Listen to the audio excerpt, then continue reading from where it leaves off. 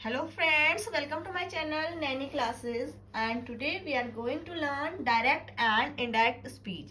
आज की अपनी वीडियो में हम सीखेंगे डायरेक्ट और इनडायरेक्ट स्पीच क्या होते हैं। इनको हम रिपोर्टेड स्पीच भी बोलते हैं। तो ये क्या है, इनके रूल्स हम समझेंगे।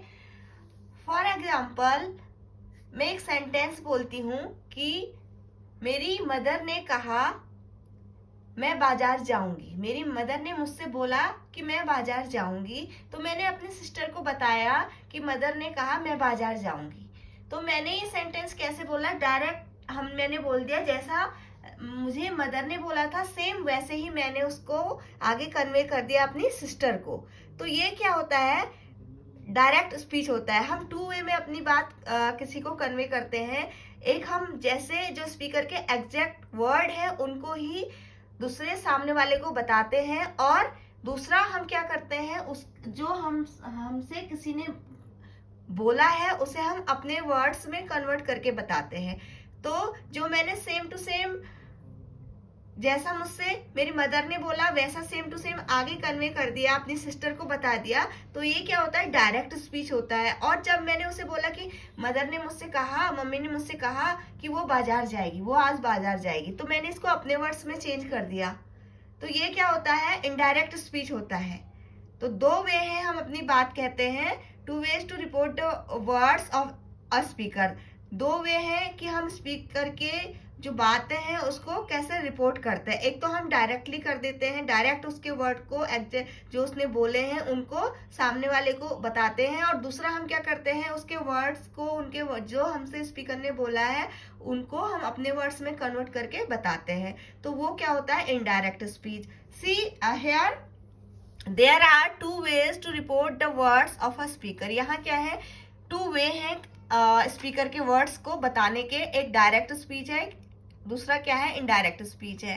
When we tell the actual words of a speaker it is called direct speech. जब हम उसके स्पीकर के एक्चुअल वर्ड्स को बोलते हैं, एक्चुअल जो उसने बोला हुआ है उनको बोलते हैं, तो ये क्या कहलाता है, direct speech. When we report the statement of a speaker without